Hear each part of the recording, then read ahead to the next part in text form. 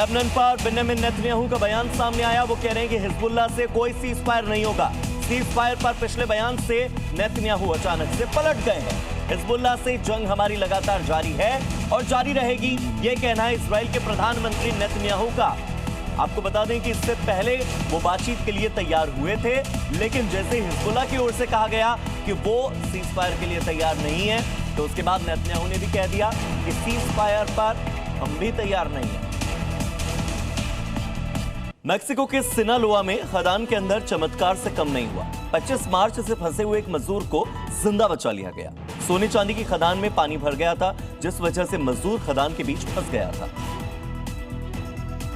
करीब 14 दिन बाद जब बेहद कठिन रेस्क्यू ऑपरेशन में एक मजदूर को बचाया गया, तो रेस्क्यू टीम को खुशी का ठिकाना नहीं रहा। रेस्क्यू टीम ने बेहद चुनौतीपूर्ण ऑपरेशन में जपाटा नाजेरा को बचा लिया, जो डैम टूटने के बाद खदान में फंस गए थे। 24 मार्च को एक डैम के टूटते ही खदान में तेजी से पानी भर गया, जिससे 25 मजदूर खदान में फंस गए। इस दौरान 21 मजदूर किसी तरह तुरंत बाहर निकलने में सफल रहे। रेस्क्यू टीम बाकी मजदूरों को बचाने के लिए रेस्क्यू में जुटी हुई है।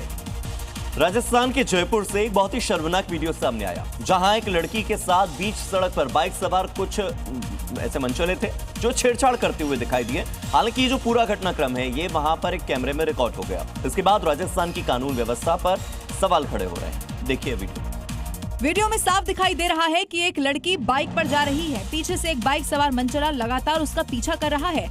लड़की आगे निकल जाती है तो मनचला भी स्पीड बढ़ा लेता है। वो लड़की का पीछा नहीं छोड़ता और देखते ही देखते बीच सड़क पर दिन दहाड़े उसके साथ छेड़छाड़ करता है। अब देखिए कैसे मनचला बार बार बाइक के करीब आता है और लड़की को छेड़ता है, लेकिन इस पूरी घटना का वीडियो किसी ने रिकॉर्ड कर वायरल कर दिया। अब वीडियो के सामने आने के बाद लोगों में भारी गुस्सा है और राजस्थान पुलिस पर सवाल भी उठ रहे हैं कि आखिर सड़क पर सुरक्षा की जिम्मेदारी किसकी है। इन मनचलों को कब आखिर सबक सिखाएगा कानून। इधर असम विधानसभा चुनाव के लिए वोटिंग खत्म हो गई कल ही, लेकिन सियासत आज भी जारी है। सीएम हेमंत बिस्व शर्मा की पत्नी पर लगे आरोपों के खिलाफ कांग्रेस के स्पोक्स पर्सन पवन खेड़ा पर दर्ज एफआईआर के आधार पर उनकी तलाश हो रही है। इसी बीच तेलंगाना हाईकोर्ट में पवन खेड़ा की तरफ से अग्रिम जमानत याचिका दाखिल की गई। ऐसे में उम्मीद जताई जा रही पवन खेड़ा की हैदराबाद में अपने घर में मौजूदगी है। इस दौरान पवन खेड़ा ने वीडियो जारी कर खुद को राहुल गांधी का सिपाही बताया। वहीं इस दौरान बीजेपी ने राहुल गांधी और कांग्रेस पार्टी पर निशाना साधा। वहीं सियासी जमीन पर एक बार फिर कांग्रेस अपने ही बनाए जाल में फंस चुकी है। ये खबर बिहार से, जहां पर अगले सीएम को लेकर तस्वीर अभी तक साफ नहीं हो पाई है। इसी बीच नीतीश कुमार दिल्ली पहुंच चुके हैं। सम्राट चौधरी को लेकर अटकलें तेज हैं और उन्हें सीएम पद का प्रबल दावेदार माना जा रहा है। लेकिन पटना में जो हुआ उसने कई सवाल खड़े कर दिए। देखिए रिपोर्ट। अब इन दो तस्वीरों को जरा गौर से देखिए। पटना में बीजेपी दफ्तर के बाहर सम्राट चौधरी के समर्थन में पोस्टर लगा है, जिसे थोड़ी देर बाद वहां तैनात सुरक्षाकर्मी ने हटा दिया। अब पोस्टर की लिखावट को पढ़िए।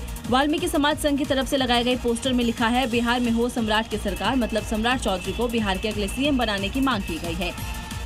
नीतीश कुमार और सम्राट चौधरी दिल्ली में है। नीतीश कुमार के बाद अगला सीएम कौन होगा, इस पर तस्वीर साफ नहीं है। अगले कुछ दिनों में दिल्ली में मैराथन बैठकें होनी है। इस बीच बीजेपी नहीं चाहती है कि किसी पोस्टर या बयान का बखेड़ा बने। शायद यही कारण है कि पोस्टर को पार्टी दफ्तर के बाहर से तुरंत हटा लिया गया। बंगाल विधानसभा चुनाव में बाबरी मस्जिद का मुद्दा लगातार छाया हुआ है। वो बाबरी मस्जिद जो हुमायूं कबीर बनाने जा रहा है। हुमायूं कबीर को चुनौती देते हुए बीजेपी उम्मीदवार राकेश सिंह ने देश में एक और बाबरी नहीं बनने देने की बात कह दी है। बाबरी मस्जिद पर आर पार की लड़ाई शुरू हो चुकी है। एक तरफ हुमायूं कबीर हैं, जो बंगाल में बाबरी मस्जिद बनाने की जिद पर अड़े हैं, उनके लिए शहीद होने तक के लिए तैयार हैं। तो दूसरी तरफ बंगाल बीजेपी के फायर ब्रांड नेता राकेश सिंह हैं, जिन्होंने हुंकार भरते हुए कहा कि हुमायूं का बाबरी वाला ख्वाब पूरा नहीं होने देंगे। अब देखना होगा कि बाबरी पर ये सियासी फाइट किसके लिए नफा और किसके लिए नुकसान साबित होती है। तो पश्चिम बंगाल की राजनीति में जब जब चुनाव का बिगुल बजा, तब तब उत्तर प्रदेश की सियासत की धमक कोलकाता से लेकर सिलीगुड़ी तक सुनाई दी। 2026 के विधानसभा चुनाव में एक बार फिर से यूपी के धुरंधर का बंगाल में इंतजार हो रहा है। वो धुरंधर है सीएम योगी, जिनकी फैन बंगाल की जनता भी है। बंगाल की जनता चाहती है कि यूपी की तरह बंगाल में कानून के साथ खिलवाड़ करने वालों पर बुलडोजर कार्रवाई हो।